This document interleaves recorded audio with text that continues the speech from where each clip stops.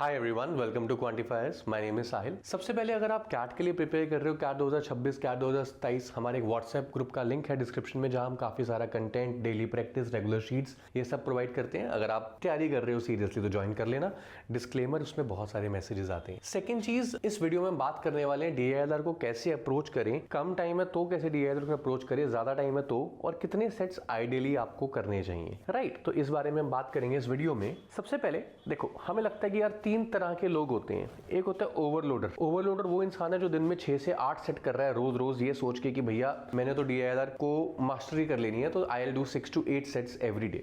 कहीं ना कहीं वो अप्रोच काफी अच्छी है अगर आप उसको सस्टेन कर रहे हो 5-7 दिन, 10 दिन, बट लॉन्ग रन में देखा गया कि बर्नआउट की तरफ ले जाती है आपको। If you can not do this for regular basis, it will take you to the burnout, जहां पे आपको फिर थोड़ी इरिटेशन हो जाएगी उस पर्टिकुलर चीज से। तो हमें एक बैलेंस ढूंढना होता है कि हम इतने सेट्स दिन में करेंगे। फिर होते हैं अंडर अचीवर, जिसमें एक सेट करते हैं, वो भी कभी कभी आज कर लिया, फिर परसों कर लिया, उसके अगले दिन कर लिया। So they are not very regular, but okay चलता जा रहा है। थर्ड आता है आपके पास रैंडम सॉल्वर। आज दिल कर रहा है कर लेते हैं, हफ्ते बाद मॉक करेंगे तब कर लेंगे, एक हफ्ते में क्लास हो रही है तब कर लेंगे। So these things are again not working for anyone. So if you are in any of these 3 categories, आपको बात समझ आनी चाहिए जो हम यहां बता रहे हैं। बिगिनर अगर आप हो तो आपको 1 से 2 सेट करने चाहिए, और आपका टाइमर होना चाहिए लगभग 20 मिनट पर सेट। 20 मिनट पर सेट आप लेके चलो अगर आप बिल्कुल बिगिनर हो तो, ठीक है।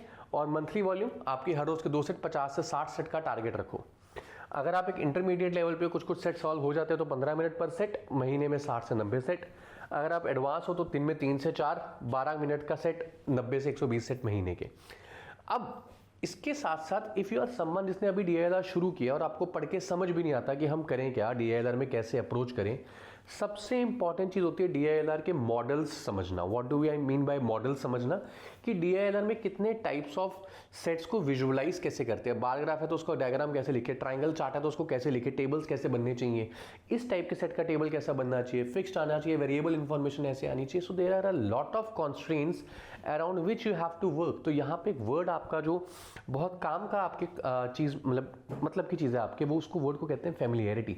We call it familiarity. Now what do we mean by the word familiarity, कि अगर आपने एक सेट पहले वैसा किया हुआ है, वैसे ही सेट अगर आप दोबारा करते हो तो आपको हमेशा वो सेट थोड़ा इजी लगेगा। आप वैसा सा सेट दोबारा करोगे, आपको याद आएगा इसका टेबल ऐसे बनना था। Familiarity is the only thing that is going to save you in the CAT exam. Trust me when I say this, सिर्फ familiarity ही आपको बचाएगी CAT के पेपर में, नहीं तो हर सेट एक नया चैलेंज लेके आता है। बहुत सारे बच्चों को लगता है कि हम DILR का सिलेबस पूरा कर लेते हैं। भैया DILR का सिलेबस कुछ नहीं होता। Familiarity and practice are the only 2 tools that will save you. धीरे धीरे आप जब DILR प्रैक्टिस करते जाओगे, आपको समझ आता रहेगा कि हमने क्या करना है क्या नहीं करना। तो जैसे हम क्वांटिफायर्स में करते हैं, पहले आपको बेसिक क्लासेस कराते हैं, फिर एडवांस वर्कशॉप्स, फिर हम आपको असाइनमेंट्स देते हैं वीडियो सॉल्यूशंस के साथ, PYQs कराते हैं, लाइव मॉक एनालिसिस। ये एक प्रॉपर स्टेप वाइज आपकी प्रोग्रेस कराते हैं हम हर बच्चे की, राइट। सिमिलर चीज आपको अपने पास अडैप्ट करनी चाहिए, राइट। अब अगर मैं बात करूं कि यार आपकी जो प्रोग्रेस होती है ना DILR में, जो आपको प्रोग्रेस दिखेगी वो एक बड़ी ग्रेजुअल प्रोग्रेस होती है। सो जैसे कई बार मैथ में क्या होता है, मैंने जो कंसेप्ट आज सीखा कल मैं सॉल्व कर पा रहा हूँ। DILR एक ऐसी चीज़ है, आप 1 महीना लगातार कर रहे हो, फिर भी शायद 31वें दिन आपको प्रॉब्लम्स आ रही है सेट में, आपसे वो चीज़ अच्छे से नहीं हो रही है। तो आपको ये बात समझ आनी चाहिए कि DILR सबके साथ ऐसा होता है, आपके अकेले के साथ नहीं है, सबके साथ ऐसा हो रहा है। So do not bother a lot about that particular thing, ठीक है जी। तो प्रैक्टिस टाइप सिलेक्शन करो, रैंडम सेट्स आप देखो, रैंडम सेट जितने मर्जी उठा रहे हो, कहीं मर्जी उठा रहे हो, आप कहीं ना कहीं अटक रहे हो। पर आपकी जो सबसे बेस्ट अप्रोच वो है कि अगर आपने एक पर्टिकुलर सोर्स उठाया हुआ है, एक रैंडम की जगह एक पर्टिकुलर सोर्स, जहां से आप रेगुलर बेसिस पे प्रैक्टिस कर रहे हो। सो हर टीचर का ना एक अपना टीचिंग स्टाइल होता है। जैसे मान लो हम एक पर्टिकुलर तरीके से पढ़ाते हैं, कोई और इंस्टीट्यूट है वो किसी और तरीके से पढ़ाता है। आई एम नॉट सेइंग कि हम अच्छा पढ़ाते हैं दूसरा बुरा पढ़ाते हैं, बट हर किसी का एक डिफरेंट नजरिया होता है सेट्स को देखने का, क्वेश्चंस को देखने का। तो आप जितनी देर एक सोर्स पे स्टिक रह के वहां से सीखोगे, आपको ज्यादा समझ आएगी। बहुत बार ऐसा हो सकता है कि आपको लगे कि यार ये तो बहुत डिफिकल्ट है, मैं टीचर चेंज कर लेता हूं, बट अंडरस्टैंड की कमी आप में भी है, आपको थोड़ी ज्यादा मेहनत करनी है to adapt to that particular style, क्योंकि DILR है ही tough. DILR is not a very easy section, it is the toughest section of all, right? So if you want to master this, you have to be very patient with the way you learn things, with the way you reflect on things. These two are very important parts, right? तो अब आपके पास जो सबसे main चीज है, मैं आपको अगर मैं बताऊं, if you are someone who is a very beginner, right हमारे YouTube चैनल पे अगर जाओगे तो देयर आर 2 प्लेलिस्ट, एक एसेंशियल्स ऑफ LRDI और दूसरा DILR विद क्वांटिफायर्स। इसमें आपके पास 401 वीडियोस हैं, अब और ज़्यादा हो गई हैं, स्क्रीनशॉट पुराना है। सिमिलरली इसमें आपके पास और ज़्यादा वीडियोस हैं जहाँ पे हम रेगुलर बेसिस पे बेसिक वीडियोस और एडवांस वीडियोस को अपलोड करते हैं। So these provide you with somewhere around 500 DILR set. अगर आप ये 500 DILR सेट कर लेते हो, आई एश्योर यू आपकी DILR बहुत अच्छे लेवल की हो जाएगी, because it covers a very vast variety of sets. This particular thing it covers a vast variety of sets, right. So आपको जो 2-3 बातों को टेक अवे करना है यहां से, वो ये है that you have to work on familiarity.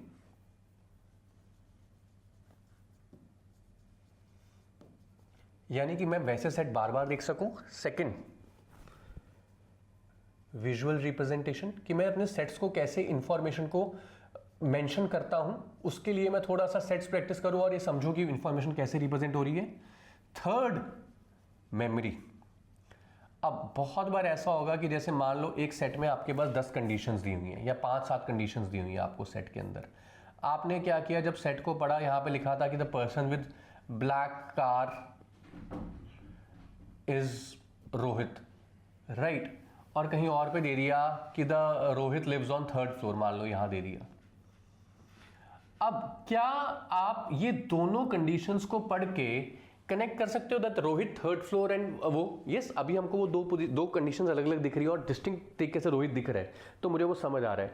But कई बार जब टाइम प्रेशर होता है, 10 कंडीशंस में इंफॉर्मेशन इंटरमिंगल्ड होती है, तो हमें जब दूसरी कंडीशन पे होते हैं और जब 7वीं 8वीं में पहुंचते आते हैं, भूल जाते हैं, उसको अलग अलग लिख देते हैं।